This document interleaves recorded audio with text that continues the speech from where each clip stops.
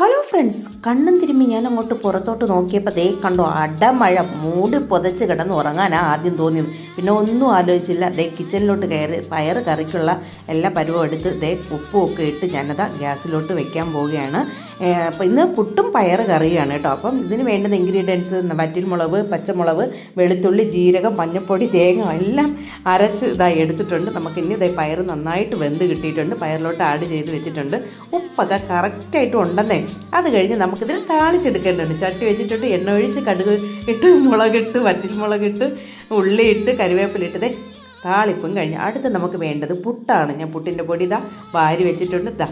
പുട്ട് ഒറ്റ മിനിറ്റ് കൊണ്ട് പുട്ട് എന്ന് പറയുമ്പോൾ ഞാൻ കുത്തി തള്ളിയിട്ടിട്ടുണ്ട്. എന്തായാലും പകുതി പുട്ട് കൊടുത്ത് കുറച്ച് പയറ് കറിയായിട്ട് കഴിച്ചുകൊണ്ട് ഇരിക്കുകയാണ്. പുറത്തെ നല്ല അടമഴ ആസ്വദിച്ച് തന്നെയാണ് കഴിക്കുന്നത് കേട്ടോ. നല്ല ചൂട് തേയില. അപ്പോൾ പിന്നെ പുതിയ വിശേഷം കാഴ്ചയൊക്കെ ആയിട്ട് ഞാൻ ഉടൻ ഓടി വരാം കേട്ടോ.